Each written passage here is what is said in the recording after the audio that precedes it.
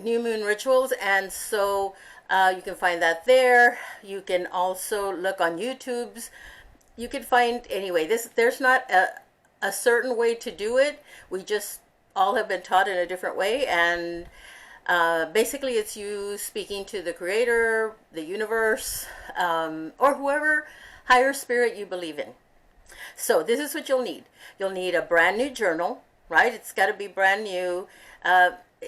If you've had it there for a long time, what happens is when you touch it, there's different energies that go into it, and sometimes people may move it around, and there are energies in it, and so it's always better to start with a brand new journal. I ordered a bunch of them for a presentation I gave, and they were all wrapped, actually, and so that was kind of the best thing. I have a few notes. If you see me looking down, I have a few notes because I don't want to miss anything. So this is a brand new journal. You're going to need one, right?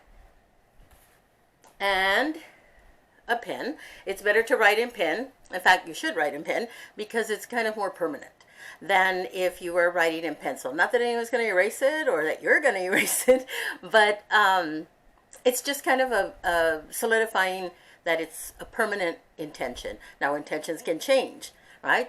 You may not want the same thing next month that you want this month, and that's perfectly fine, okay, as long as it's you that's changing it.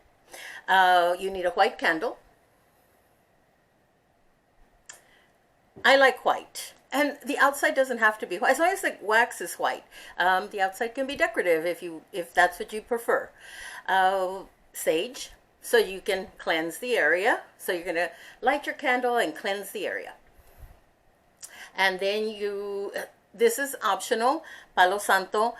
It smells awesome, and it brings in good spirit. While the sage cleanses the area, the Palo Santo brings in good energy.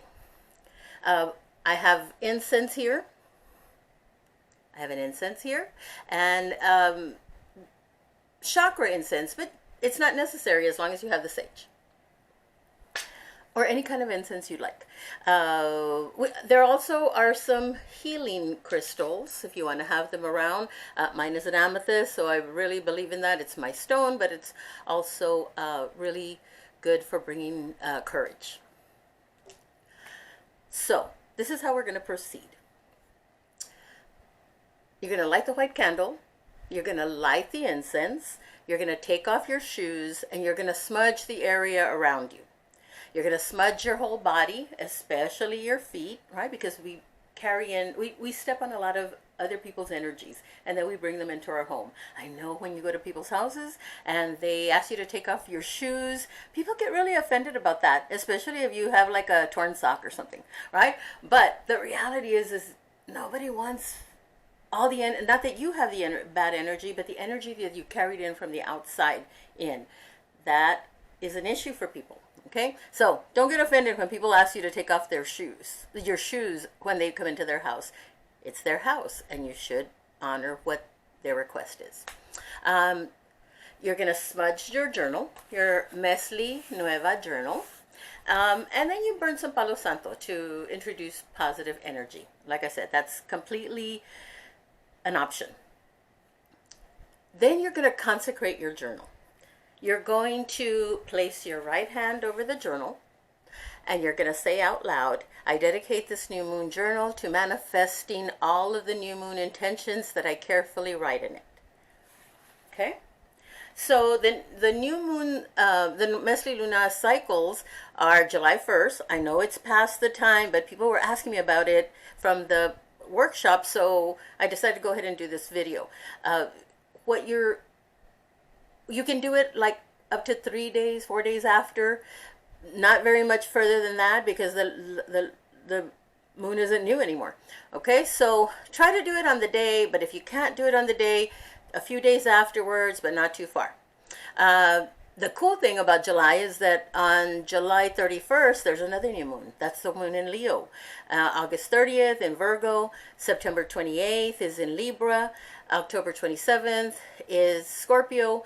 November 26th is Sagittarius. And December 26th is Capricorn. Okay, that's going to take care of you for the rest of the year. So the thing about the different, you can ask for whatever you want, right? You can ask all your different intentions, but depending on what astrological sign we're in, is what gives you the most manifesting power. So in Cancer, you want to ask for home and family, safety, growing, intimacy, caring skills, feelings, moods, nurturing, releasing insecurities, home, family, and gut instincts. But you always ask for things in the positive. If you're going to talk about your insecurities, then talk about the fact that you want to be secure, not that you want to get rid of your insecurities. Okay? You got me? All right, good. Let's move on. Okay, so these are the ways you can ask the universe. I'll give you a few examples. So, if you want, say I will, and you have to be positive. I will fill the atmosphere of my home with arte, música, sweet scents, and beautiful things that are going to brighten the atmosphere of your surroundings. I will feel increased security and joy. I will listen to and honor my gut reactions. Okay?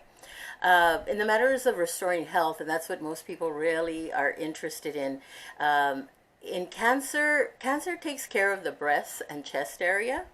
Pancreas, for those people who have diabetes, this is a good time to ask for your pancreas to be healed.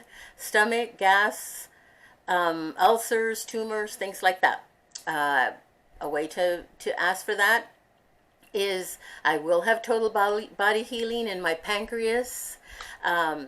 So Cancer also rules closeness. Caring, empathy, vulnerability, intimacy. You can say, I will experience a reciprocal feeling of caring in my relationship for others. I will be empathetically understanding of others in a way that results in mutual caring and support. Sometimes we ourselves take on too much of caring for other people, and we don't care for ourselves, and then we get burnt out, and you can't help them either. All right, so I will create intimacy in a way that is healthy for me. And some people will say co-create, but we can't really make anybody else do it, but we can only do it ourselves. Okay, Cancer rules feelings like changing moods, awareness of our own feelings, sensitivity to others' feelings, tenderness, awareness of what we actually need.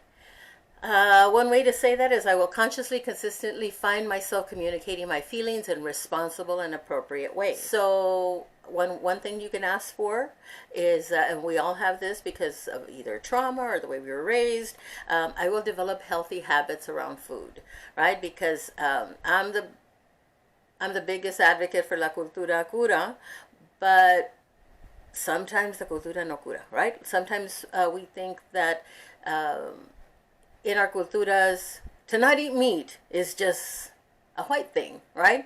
But that's not the reality. In our indigenous communities, we ate very little meat, and it was only meat that was hunted. We ate a lot of grains and a lot of vegetables and fruits and things like that. So yeah, it's not enchiladas with a lot of gravy is that's a recent cultura thing. And although we love them, we kind of need to take them in moderation. Talking about moms, right? And a lot of people have issues with their mothers because we grew up in a society that tells you that this is the way that mothers are supposed to be, and actually they're just people, and they can't give you anything that they weren't given themselves. You can say something like, you can write something like, I will share quality time with my mother or another loved one if it's somebody else, enjoying visits or recreational activities. I want to find myself easily saying the right words to my mother or another loved one who can create an experience of mutual understanding, respect, support, and love, right? Because a lot of times we just say whatever we want to our mothers because we know they're always going to be there and they're always going to love us.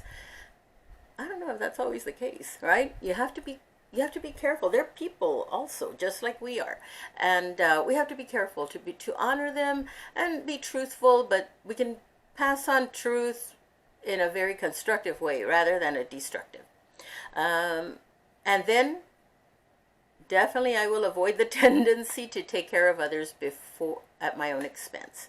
When I was at Universidad Nahuatl, one of the main things they taught me that has always stuck with me is that you take care of yourself first, because if you can't take care of yourself, if you don't take care of yourself, you can't take care of your family. You take care of your family, because if you don't take care of your family, you can't take care of your community. And if you can't take care of the community, you can't take care of the universe, right? You take care of all of those things in that sequence.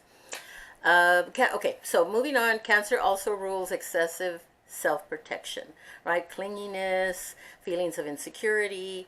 We all get that way sometimes. Possessiveness, overly cautious behavior, fear of rejection, and we want to have definite goals. So one of the things you can write is, I will be free and independent. I will have a deep sense of security within myself. All right. I will easily find myself embracing the process of my own expansion and personal growth.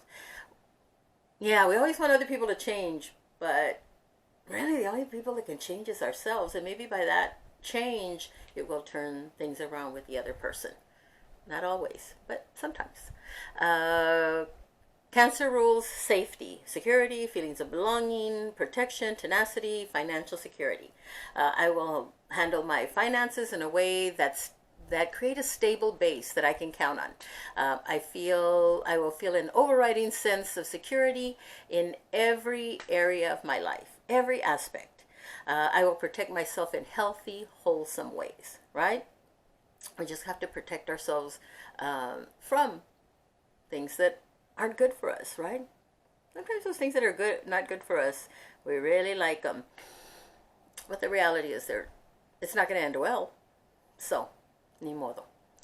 So, these are the things that Cancer rules. So, put those in your book, but also this is the time to put whatever else you want, whatever your intentions are, what you want for yourself, what are your desires, okay? This is the time for that. So, put it all in here. Remember to always do as a positive. So after that, you're going to seal your journal. Okay. So you're going to put, I give thanks to the universe of these new moon intentions, fully manifesting in divine time and absolute perfect alignment with my highest good and the highest good of all others evolved. Así sea. Or if you don't speak Spanish, so it is. Do it. So you're not going to open this book anymore, right? You're going to close it. You're going to put it away in a shelf where nobody grabs it, and you're done for this new moon. At the next new moon, you could totally look over your whatever you're doing, right? This is very much a part of our cultura. This is not some other culture. This is our culture as Mexicano indígenas, but also Latinx indígenas. But I do take information from a lot of different sources. One of them is, like I mentioned before, Jan Spiller's New Moon Astrology. And, of course, the information I received from Universidad Nahuatl in Ocotepec, Mexico. And the Mexica and Mayan cultura, right? It's part of who we are. So, so definitely giving thanks to that. But if you go on YouTube, you can find a bunch of other things. And everybody does it differently, but they all kind of have the same strain of information.